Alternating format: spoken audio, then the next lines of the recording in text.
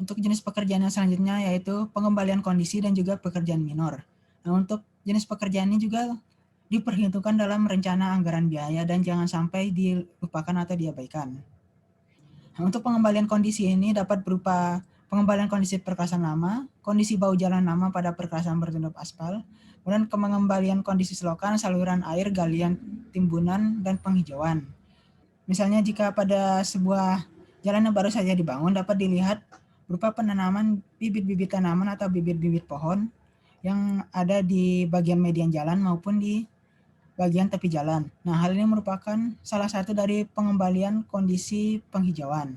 Dan juga jika ada galian-galian atau timbunan-timbunan pada lokasi sekitar pekerjaan, itu harus dibersihkan karena dapat mengganggu kondisi sekitar.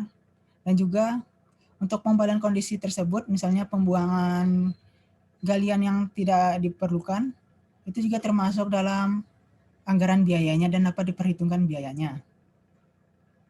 Kemudian untuk pekerjaan minor dapat berupa perlengkapan jalan dan pengatur lalu lintas, dan juga pengembalian kondisi jembatan ini masuk dalam pengembalian kondisi. Nah, untuk perlengkapan jalan pengatur lalu lintas ini dapat berupa marka jalan, kemudian pemasangan lampu jalan, dan juga lampu lalu lintas. Hal tersebut termasuk dalam rencana anggaran biaya dan biasanya dilakukan setelah pekerjaan dari lapis perluasan jalan sudah selesai. Kemudian untuk selanjutnya itu pekerjaan pemeliharaan rutin, di mana untuk pemeliharaan rutin ini dapat berupa pemeliharaan rutin perkerasan lapis permukaan jalan, bahu jalan, dan drainase jalan maupun perlengkapan lainnya. Dan juga pemeliharaan rutin untuk jembatan. Nah, untuk pemeliharaan rutin untuk jembatan ini, contohnya misalnya pada jembatan baja, nah itu dilakukan pengecekan misalnya pada bagian gelagarnya apakah ada mengalami karatan, berlubang, atau bautnya ada yang lepas atau yang hilang.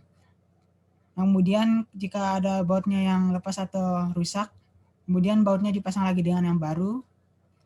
Kemudian jika ada lokasi yang memiliki karat atau berlubang, untuk karatnya dihilangkan dulu kemudian dapat dicat ulang dengan cat lapis anti karat, dan juga jika ada yang berlubang dapat dilakukan pengelasan. Nah, untuk misalnya pada bagian jembatan beton dilakukan pemeriksaan apakah ada struktur yang mengalami keretakan atau ada yang lapisan betonnya terkelupas hingga tulangannya dapat terlihat. Nah, kemudian jika ada tulangannya yang terlihat atau mengalami keretakan dapat dilapis menggunakan epoksi. Nah, untuk oper jembatan juga tidak terlepas dari bagian pemeliharaan, di mana pada bagian oper jembatan ini dapat mengalami konsolidasi sehingga oper jembatan dapat mengalami penurunan. Sehingga jika oper mengalami penurunan, maka menimbulkan kesan berkendara yang tidak nyaman jika akan melewati jembatan. Kemudian untuk jenis-jenis pagar railingnya dan juga semua yang menggunakan besi di jembatan dapat dilakukan pemeliharaan dengan melakukan pengecatan ulang dengan cat anti karat. Kemudian untuk pekerjaan jalan raya, pekerjaan pemeliharaan dapat berupa melakukan lapisan overlay, di mana untuk lapisan overlay ini lapisan aspal lama tetap ada di lokasi, kemudian langsung dihamparkan saja untuk aspal yang barunya. Nah, untuk overlay ini dilakukan jika kerusakan aspal atau kerusakan lapisan permukaan tidak banyak, seperti hanya mengalami lubang-lubang atau mengalami keretakan. Nah, namun jika pada lapis perkerasan ini lubangnya cukup dalam dan juga mengalami jalan yang bergelombang-bergelombang atau pecah-pecahnya sudah parah. Nah, untuk hal ini dapat dilakukan perbaikan mulai dari kondisi tanah dasarnya, dapat dilakukan pemadatan ulang.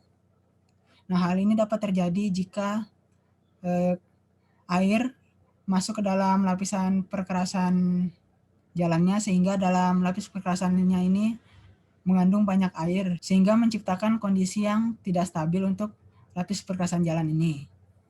Nah, jika terjadi hal tersebut, dapat dilakukan perbaikan mulai dari tanah dasarnya, kemudian untuk lapisan sirtunya, lapisan pondasinya, hingga penghamparan kembali untuk lapis permukaannya.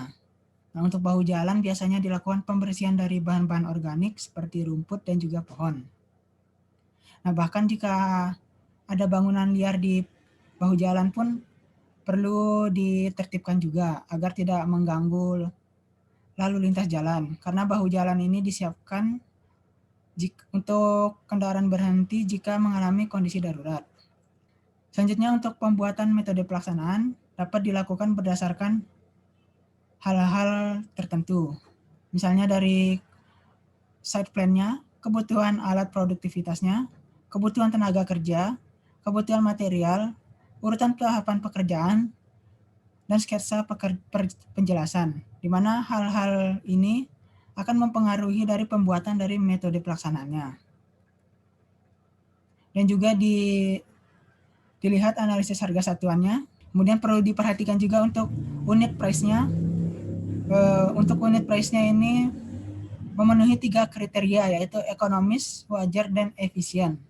Untuk pembuatan metode pelaksanaan ini juga harus diperhatikan sesuai dengan spesifikasinya, harus bersifat efisien dan ekonomis, dan juga memberikan alternatif-alternatif terbaik.